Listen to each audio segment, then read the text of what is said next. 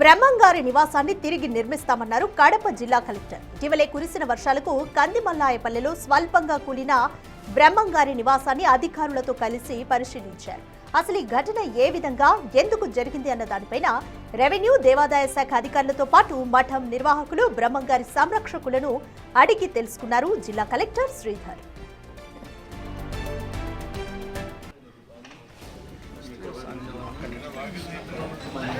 నా నా నా నా నా 1978-79 మధ్య కాలంలో ఈ ఇంటిని మట్టి, పలకరాయి, చెక్క స్తంభాలతో నిర్మించినట్లుగా చెబుతున్నారు స్థానికులు. దీంతో గత వైభవం ఏమాత్రమూ చెక్కు చెదరకుండా భక్తుల మనోభావాలకు అనుగుణంగా ఇంటాక్ సంస్థ సహకారంతో ఇంటిని పూర్వపు మెటీరియల్తో నిర్మించాలని కలెక్టర్ ఆదేశించారు.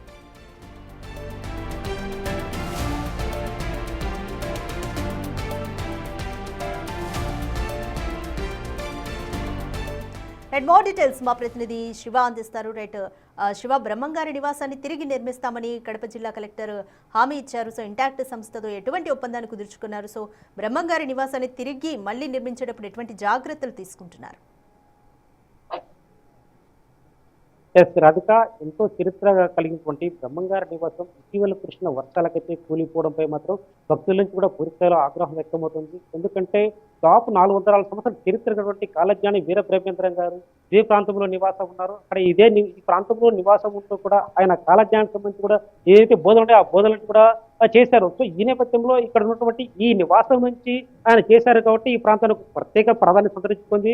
ఆయనకి ఏదైతే ఉందో కందిమల్లాయపల్లిలో ఆయన ఇక్కడే ఉన్నారు. ఇక్కడికి వచ్చిన తర్వాత ఇక్కడి నుంచి కొన్ని బోధనలు చేశారు. సో ఈ ప్రాంతానికి కాలజ్ఞాని వీర బ్రహ్మేంద్ర స్వామిగా ఎంతో చరిత్ర ఉంది. సో ఈ నేపథ్యంలో అయితే ఇటీవల కురిసిన వర్షాలతో మాత్రం ఈ నివాసం కూలిపోవడం భక్తుల నుంచి పూర్తి స్థాయిలో కాస్త ఆగ్రహం, ఆందోళన వ్యక్తం కావడంతో మాత్రం ప్రభుత్వం పూర్తిస్థాయిలో చర్యలు తీసుకు చెప్పవచ్చు. ఎందుకంటే రాష్ట్ర మంత్రి లోకేష్ సైతం కూడా పూర్తిస్థాయికి స్పందించారు. జిల్లా కలెక్టర్ శ్రీధర్కు ఆదేశాలు ఇచ్చారు. సో ఈ నేపథ్యం జిల్లా కలెక్టర్ సైతం కూడా అధికారులను వెంటబెట్టారు. ఎందుకంటే దేవాదాయ శాఖ కావచ్చు, లేదంటే ఆలయ సంరక్షణ కావచ్చు, సో వీరందరినీ కూడా వెంటబెట్టుకొని వచ్చి ఇక్కడికి వచ్చి ఏదైతే స్వయంగా ఆయన పరిశీలించారు ఈ గృహాన్ని. ఎందుకంటే ఈ బ్రహ్మంగారి గృహానికి ఎంతో చరిత్ర ఉంది. ఆయన 400 సంవత్సరాల క్రితం కూడా ఆయన ఇక్కడే నివాసం ఉన్నారు. సో ఈ నేపథ్యంలోనే ఆయన మొదటి నివాసం ఉన్న ప్రాంతాన్ని ఏదైతే ఉందో ఆ నివాస ప్రాంతాన్ని పూరిపడి సో ఉంది కాబట్టి ఆ తర్వాత 79-80 ప్రాంతంలో ఈ గృహాన్ని ఆయన నివాసానికి గుర్తుగా ఇక్కడ కొందరు భక్తులు నిర్మించారు. సో ఈ నేపథ్యంలో ఈ గృహం వర్షాలు కూలిపోవడంపై మాత్రం పూర్తిస్థాయిలో భక్తులు ఆందోళన వ్యక్తం చేస్తున్న నేపథ్యంలో మాత్రం ఆయన అధికార యంత్రాంగాన్ని తీసుకొని ఇక్కడికి వచ్చారు. సో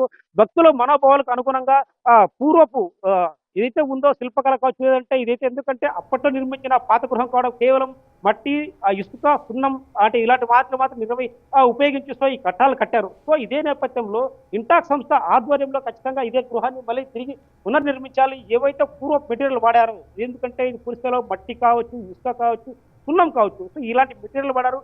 వీటితో పాటు ఏదైతే చెక్క ఉంటుందో ఈ గృహాన్ని నిర్మించినటువంటి స్తంభాలకు వాడేటువంటి చెక్క ఉంటుందో ఆ చెక్క కూడా గతంలో ఏదైతే బ్రహ్మంగారు కూడా మొదట ఆచార్య పనికి వ్యవసాయం వడ్రంగి పనిచేస్తూ కూడా ఈ గ్రామానికి వచ్చారు. సో ఇక్కడ ఉంచి ఏ ప్రాంతంలో నివసిస్తూ వడ్రంగి పనిచేస్తూ కూడా ఆ కాలజ్ఞాని ఇవన్నీ రచనలు రచించారు. సో ఈ నేపథ్యంలో ఆయనకు గుర్తుగా మరోసారి ఈ గృహాన్ని నిర్మించాలి. ఇంటా సంస్థ ఆధ్వర్యంలో అదైతే ధార్మిక పరిషత్ సలహాలు సూచనల మేరకు ఈ గృహాన్ని సేమ్ పాత కళ ఉట్టిపడ నిర్మించాలంటూ కూడా ఆదేశాలు ఇచ్చిన నేపథ్యంలో మాత్రం ప్రభుత్వంతో పాటు ఇంటా సంస్థ ఆధ్వర్యంలో ఈ గృహాన్ని మరోసారి నిర్మించడానికి కూడా చర్యలు చేపట్టారు. అయితే ఎందుకంటే ఎంతో ఘన చరిత్ర కలిగిన ఈ బ్రహ్మంగారి మఠం కావచ్చు, ఈ మఠానికి సంబంధించి బ్రహ్మంగారి భక్తులకు అనుగుణంగా, మనోభావాలకు అనుగుణంగా ఈ గృహ నిర్మాణంపై పూర్తిస్థాయిలో అధికారులు చర్యలు చేపట్టాలని చెప్పవచ్చు. రాధిక, రైట్ శివ, అంటే శిథిలావస్థలో ఉన్నప్పుడే మరి ఎందుకని జాగ్రత్తలు తీసుకోలేదు అధికారులు ఆ ఇంటిని నిర్మించడంలో, లేకపోతే కూలిపోకుండా ఉండడానికి? ఇప్పుడు మరి పునర్నిర్మించడానికి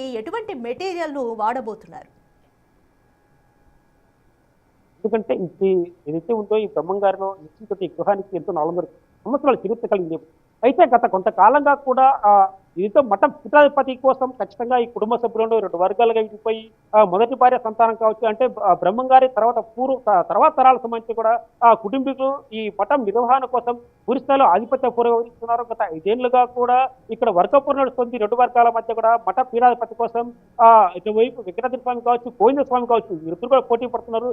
ఇది కోర్టు వరకు వెళ్ళేది. సో ఇక్కడ గత ప్రభుత్వంలో ఫిట్ పర్సన్ ఏర్పాటు చేశారు. అయినప్పటికీ అయితే ఈ ఫిట్ పర్సన్ వ్యవస్థ చెల్లదంటూ కూడా కోర్టు చెప్పిన నేపథ్యంలో మాత్రం మరోసారి ఇక్కడ వివాదాస్పదంగా మారింది. వీరిద్దరి మధ్య కూడా ఇటీవల కూడా ఆ ఓటింగ్ నిర్వహించారు, భక్తుల నుంచి కూడా పూర్తిస్థాయిలో నిర్వహించారు.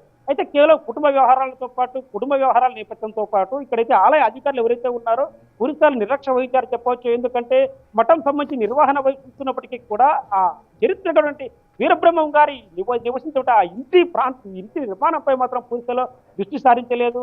ఆ ఇల్లు పూర్తి చాలా పాత ఇల్లు కావడం, ఆ వర్షాలకు కూలిన నేపథ్యంలో అయితే ముందస్తు చర్యలు ఎలాంటి చర్యలు తీసుకోవడం వల్లే కూలిపోయిందనో కూడా ఇప్పటివరకు భక్తుల నుంచి కూడా, ఎందుకంటే ఇక్కడ బ్రహ్మంగారికి సంబంధించి కూడా రెండు తెలుగు రాష్ట్రాలతో పాటు కూడా ఇతర రాష్ట్రాల నుంచి కూడా అధిక సంఖ్యలో భక్తులు వస్తూ ఉంటారు. మొదట్లో ఈ నిర్మించే ఇల్లు కూడా భక్తుల ద్వారా నిర్మించింది.